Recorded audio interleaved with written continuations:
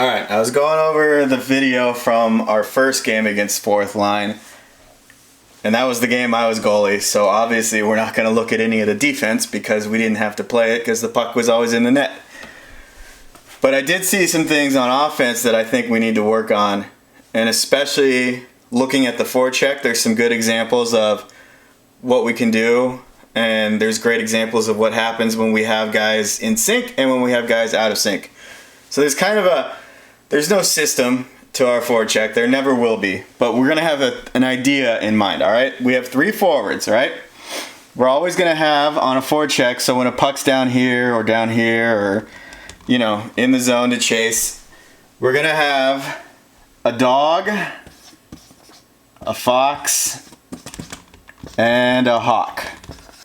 So we need to get better at having an efficient forecheck for 2 reasons, especially. A, we want more turnovers on the forecheck and possession. And the other thing we need more of is time for D change. And you're going to see that in one of the clips, right? So we want, the deeper the puck is, the less likely we are to get caught changing on D, or as forwards too. Okay? So once we get used to dumping the puck in and turning it over, we'll get a little better at this. So let's look at what each of these animals needs to do. Okay? And so the idea is a dog is the first one in. Not like my dog, but maybe a duck dog. Okay? So that puck is down here in the corner. Obviously they're going to have a D here, a D going to retrieve it. Maybe a forward up here. We're not set up yet. So the first guy in, that's the dog. Okay?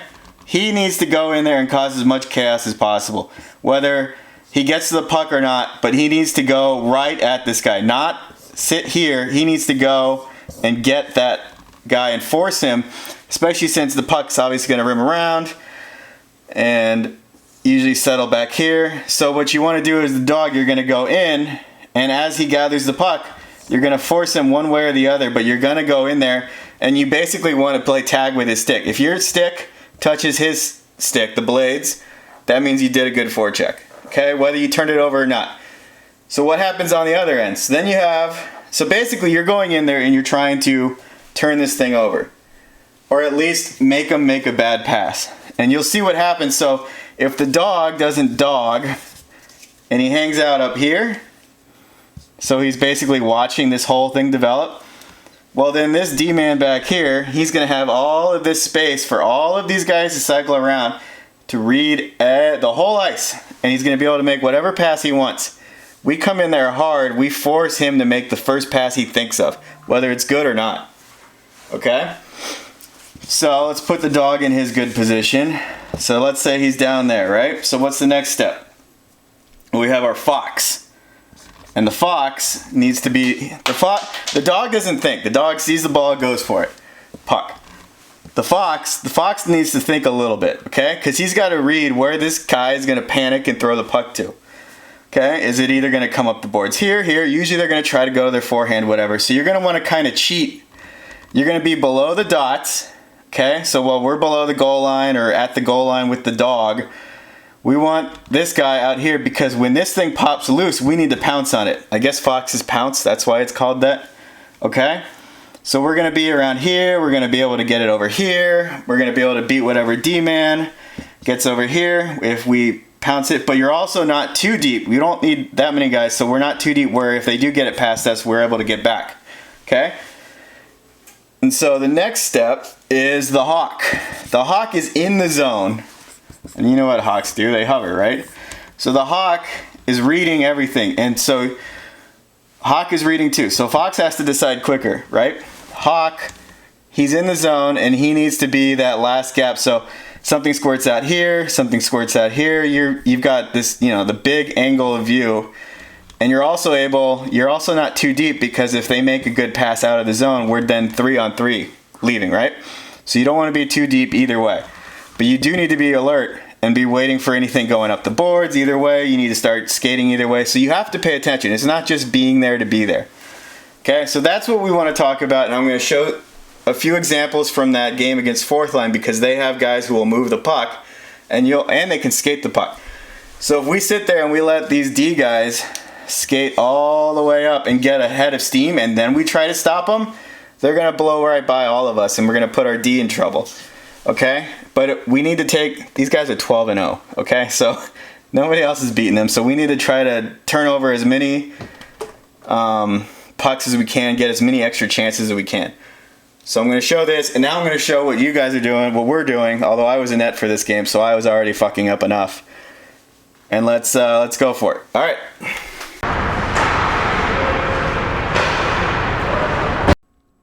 Okay, this is just a standard dump in. They cleared the zone, we had to retreat, so we're all kind of flat-footed. So in this case, usually you're going to see the fastest guy he's going to end up first on the puck. Next fastest guy will probably end up the second guy. So we're talking about this forecheck. We're talking the first guy in is going to be the dog. How do you know you're the dog? Well, you're closest to the puck and you don't see anybody on our team in front of you, right? So you know that you're the guy who needs to go in there and cause the chaos, or at least try to. Second guy, you see only one guy in front of you? Well, you know you're the fox. So you need to start reading where that dog is going, where that puck looks like it's going, and get ready to pounce on something. So you've got to take a couple extra strides and get down there and get ready. Third guy, you see two guys in front of you? Well, you know you're the hawk, okay? So you still got to be in the zone. You've got to be looking, you've got to have, that wide field of view and see, am I going to be playing offense here or am I going to have to go back and help on defense? You're not, just make a smart decision, and you're reading it from the highest level, so you should be able to see and acknowledge what's going on better. Okay, so what did we end up with here? We had our dog, in the case, center, Andrew, coming in. This D-man, number 20, he's a pretty good skater, so he moved quickly. So you're going to see that Andrew stopped skating at the player. So we kind of ended up with a fox. And then our two wings, none of them are doing kind of anything that they're supposed to. So I don't know what you would call that. Maybe a house cat if they're doing their own thing. But you can see... Now, let's point out the guy sitting wide open up the middle, ready to take an easy breakaway, and number 20's got eyes on him. So, what should have happened? Well, if we got our center as the dog to take another couple strides and have that stick on the ice in the passing lane especially, even though we're not on top of the puck carrier like we would want to be, we can still be in the passing lane. We can at least make him have to saucer it over us, change angle. I mean, he's got to put a lot of speed on that if he wants to go up the middle so we can force an icing maybe. But we've got to have sticks in the passing lanes. As for the other two, well, if we had the center as a dog, he's probably looking at forcing it over to that other side where Braden is. And so he'd be the fox. So he'd need to be ready for anything that squirts out over there. And that would put our left wing, Jacob in this case, he would need to kind of shift a little higher, stay near the blue line, but kind of get off the boards a little and get ready to move either way. Okay?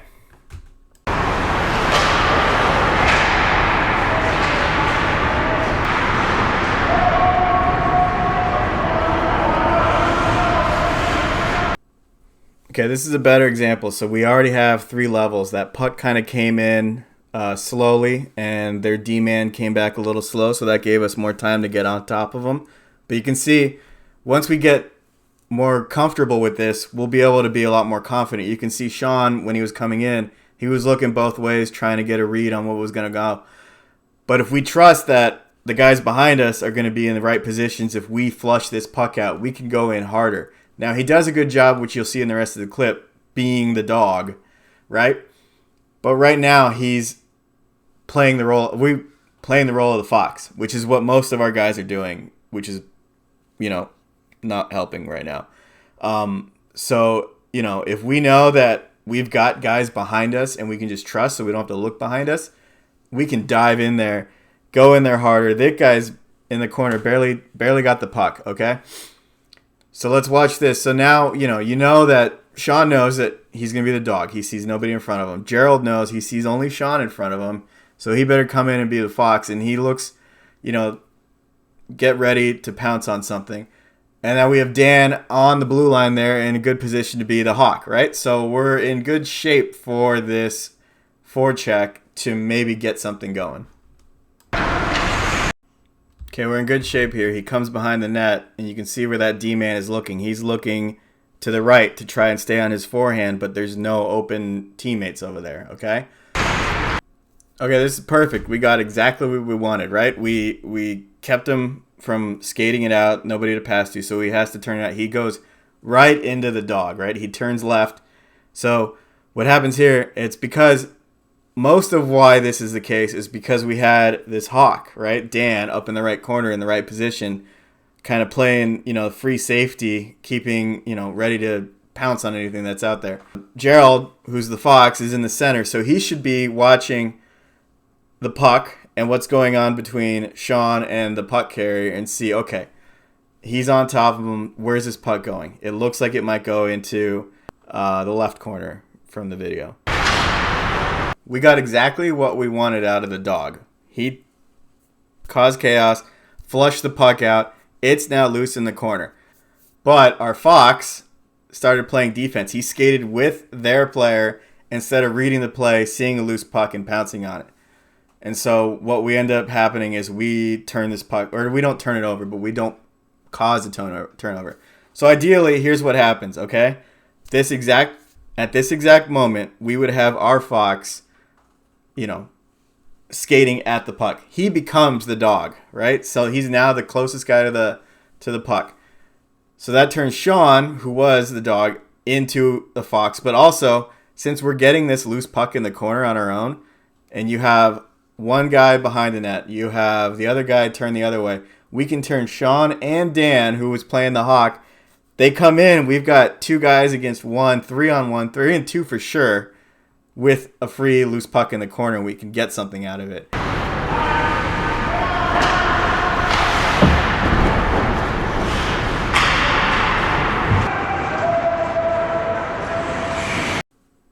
Okay, this is our last example. So in this screenshot, we've got a dog and 2 hawks, right?